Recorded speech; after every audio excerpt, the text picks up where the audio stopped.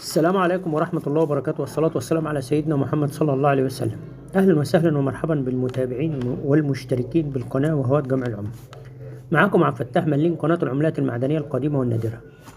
معانا النهاردة عملات جميلة للملك فؤاد الأول ملك مصر من سنة 1917 ل 1922. قمة وجمال وروعة تصميم العملة والتذكاري للمجمع العلمي وال20 قرشا بجميع صورها. وقبل ما نبدأ الفيديو برجاء تفعيل زر الجرس لكي يصلكم مني كل جديد، ويا رب الفيديو يعجبكم.